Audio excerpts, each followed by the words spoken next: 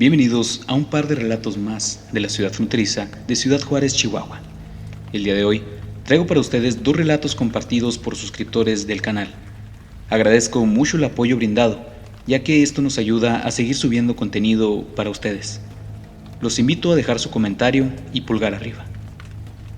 Los animales en general son más susceptibles a las entidades, y hay un sinfín de evidencia por la red que lo prueban.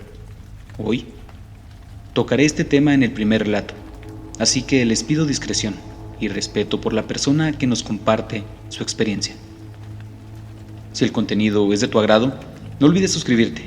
Si quieres enviarme tu relato, puedes hacerlo a la página de Facebook o al correo que aparecen en la pantalla. Atenúa la luz, ponte cómodo y disfruta el relato.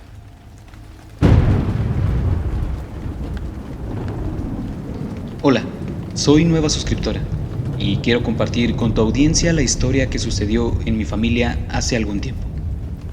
Cuando mi abuela materna enviudó, se quedó sola en su casa y tenía una hermana que era 2 años menor y que nunca se casó. Mi abuela la llevó a vivir con ella para así hacerse compañía mutuamente. Ella tenía algunos gatos, así que mi abuela le pidió que no se los llevara con ella, ya que a ella no le agradaban del todo. Mi tía Elena, como se llamaba la hermana de mi abuela, le pidió que la dejara llevarse solo uno, y se trataba nada menos de su favorita, una gata de raza americano, pelo corto, amarilla con blanco. Por alguna razón desconocida, aunque la gata se apareaba, no quedó preñada. Por lo tanto, nunca tuvo crías. La tía Elena sentía un especial afecto por Fresia, nombre que le dio a la gata de 7 años, que tenía desde que nació. Creíamos que ese favoritismo era porque de alguna manera se identificaba con ella, pues ella tampoco nunca logró casarse, ni tampoco tuvo hijos. Así que la llevó a vivir con ellas. Quiero recalcar que Fresia era bien portada y nunca dio problemas, solo que al poco tiempo la tía Elena enfermó y requería hemodiálisis, así que tuvo que estar hospitalizada. Cuando mi tía volvió a casa, por las medidas de higiene de su tratamiento, requería que tuvieran que sacar a su mascota al patio. Todos los días mi tía preguntaba por ella, y le angustiaba el hecho de que creyera que la habían abandonado. Así que hizo a mi abuela prometerle que si algo le pasaba, cuidara de Fresia, pues era como su hija. A los pocos días, Elena tuvo que ir de emergencia al hospital, y no libró su batalla, y su mascota estaba desaparecida. La buscamos durante días, sin éxito. A los pocos días del funeral, mi abuela decía que tenía cargo de conciencia de la promesa que le había hecho a su hermana. Decía que durante la madrugada a veces se abría la puerta de entrada de par en par sin causa aparente.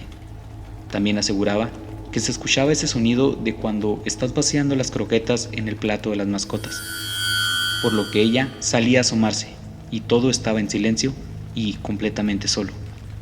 Conforme pasaban los días, mi abuela decía que tenía el presentimiento de que su hermana había regresado para hacer volver a Fresia, pues tenía una promesa sin cumplir. Un día hubo mucha actividad, podría decirse que paranormal, pues mi abuela cuenta que se escuchó el ruido de la andadera que usaba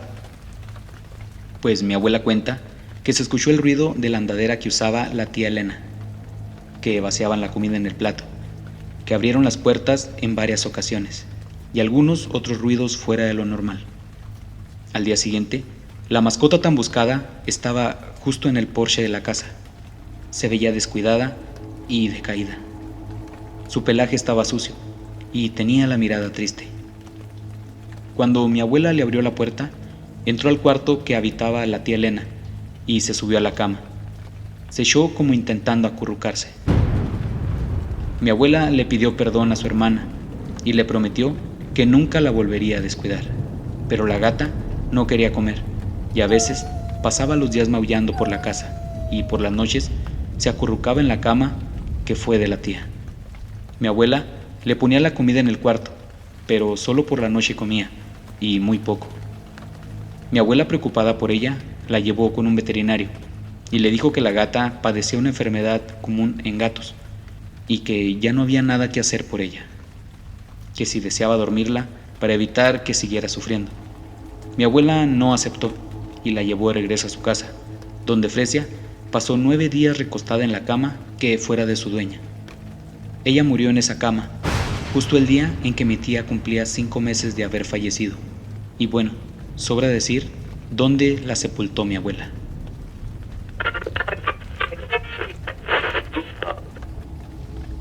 Hola, tengo una historia que me gustaría contárselas en tu canal. No sé si cuenta como paranormal o tiene que ver con eso, pero ojalá puedas compartirla.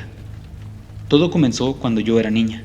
Mi mamá murió y quedamos en la orfandad, un bebé de 6 meses, mi hermana de 5 años, otro hermano de 7 y yo con tan solo 9 años a cargo de ellos. Teníamos una vecina, que era una señora mayor, se llamaba Soledad, Chole, como le decían en el pueblo. Ella quedó viuda muy joven, y cuando sus 2 hijos se fueron del lugar, ella se refugió en la iglesia.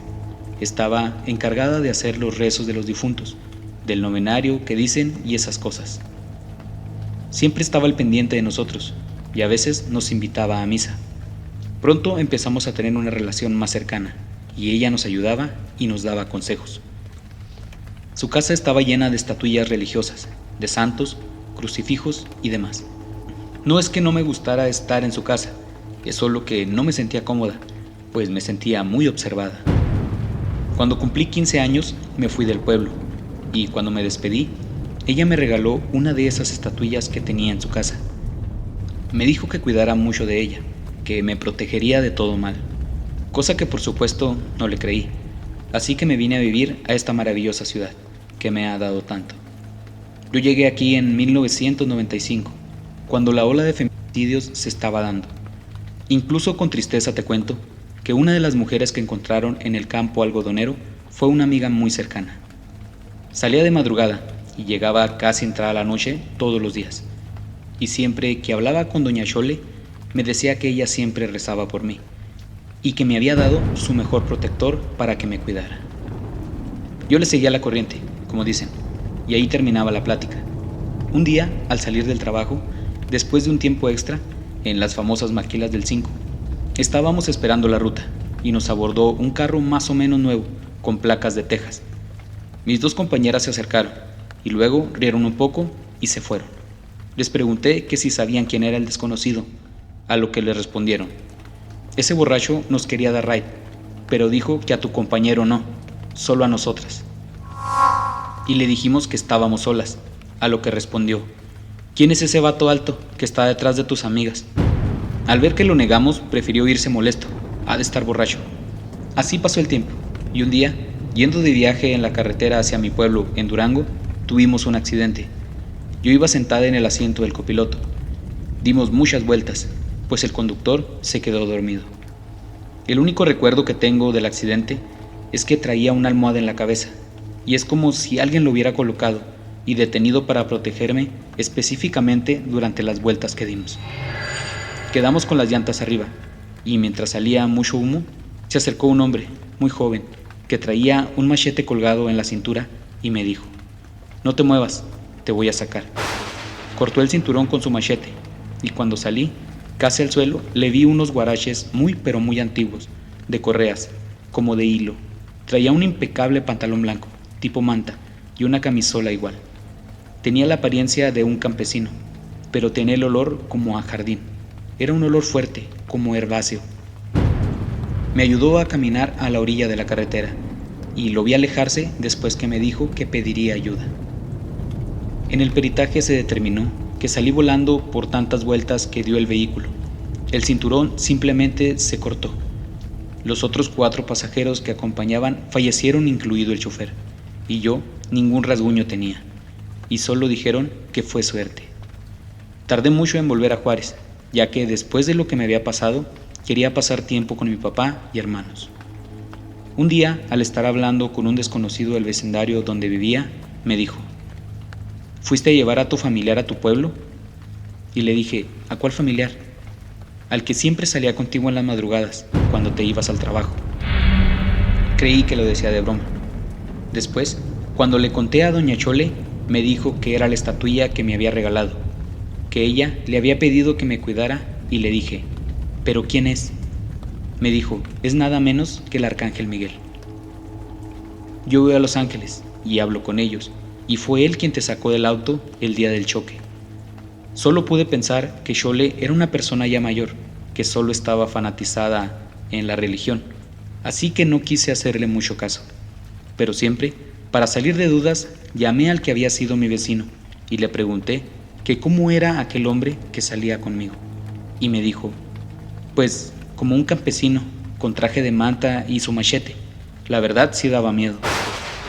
Nunca volví a tener una experiencia similar, y aún conservo la estatuilla que doña Xole, en paz descanse, me regaló hace casi 30 años.